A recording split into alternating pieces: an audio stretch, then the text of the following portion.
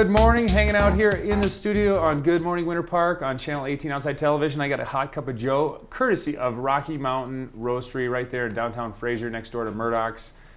Check those guys out. They're a lot more than just coffee. Great outdoor seating. They have a little bakery, so they have some great food. A lot of Colorado-made, gluten-free options. They got pretty much everything you want. They got it. Check them out right there in Fraser. So, hanging out with Jen Fanning, talking healthcare, and we got a lot of stuff in the news, and I know unfortunately healthcare has become a team thing. It's either we win or we lose. So Obama's going to get repealed, then it doesn't. So the Democrats win and the Republicans lose. But right now it's not working. We're all losing because 32%. That's a massive increase, and that's on top of, I want to say, like 25% increase. 30. 30, I would say, on top of it's just been exploding, and the coverage is going downhill. The premiums are going up. What is the future of healthcare? Are we even going to have it? If another round of repeal goes through, do we have healthcare next year? Absolutely. So that's the single biggest question that my organization gets right now is today, no matter what happens on the national level, our health insurance, the health insurance exchange remains in place for 2018. So open enrollment, I'm going to mess up the dates, but I think it begins November 15th for 2008. And no matter what happens between now and then or thereafter, that's going to remain in place for that. That said, so just get that one on, because a lot of people say, "Oh, if it gets repealed, I don't have any insurance on January 1st." Not true. It takes time for policy. You got it covered. We're worrying about the future. So what's driving these premiums up? Why are we seeing such an explosion? Oh my goodness! Poor planning? Was it? I'm sure it's a combination of factors like everything. But there's so many different factors. I have the pleasure and the privilege of sitting on the Division of Insurance for DORA, Department of Regulatory Agencies, mouthful, Consumer Insurance Council. So if anybody have any issues, let me know for sure. But I get a lot of information about what drives that, and there's literally like 65 different things that drives that. So one of the issues is we live longer. We are in one of the highest longevity counties in the whole country. We live longer. Oh, Grand County, Grand County specifically. That said, we also have higher levels of diseases that doesn't kill you, basically. So skin cancer, you need a lot of treatment. It doesn't always necessarily kill you, like a cardiac event, like a heart attack would. Like, it costs a lot of money for people who do have a heart attack and survive that, and then the follow-up therapy and care and all of that, right? But more people die from that, whereas we have hip replacements, knee replacements, skin cancer. Bumps and beer, man. Back to those bumps, they just ruin your body. It totally does. It keeps our mind strong, right? And I know one I feel like we've discussed in the past is if you need immediate care, you don't just necessarily go here. You hop in a helicopter and you get a ride, and that's a huge expense. Right. It totally depends on your needs and certainly the type of care that you get. Not is to a broaden driving into it, factor. but from a national level, everyone's seen increases, not just Grand County. Is that right? Correct?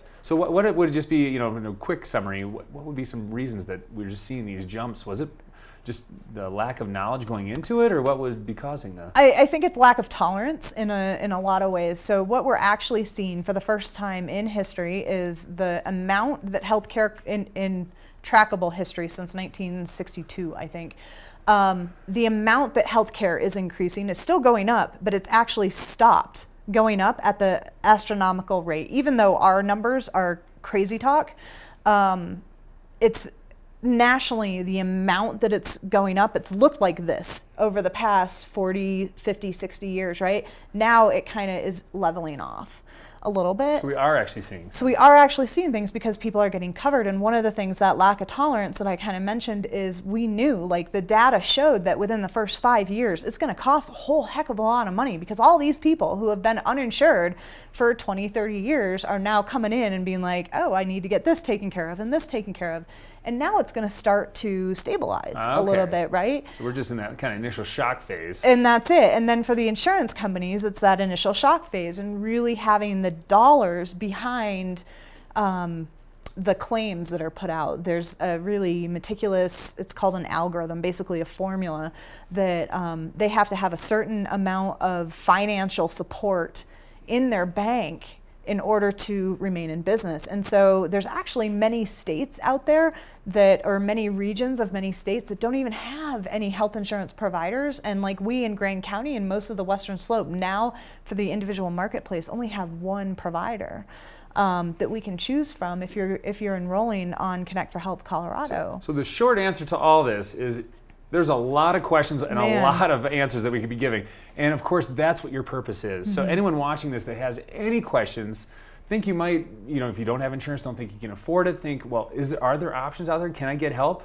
That's what Grand County Rural Health is all about. And I can't stress that enough. Check them out, GC Health or gcruralhealth.com, or give them a call, anything, free consultation, free meeting, free appointment. There is no cost to this, and it's silly not to have more information if you have questions. And for anything relating to healthcare, if you can't get in to see a doctor, you're having trouble navigating the system, like we're there for all that. Right, they are your liaison to a better, healthy life. And so once again, fundraising is a huge part.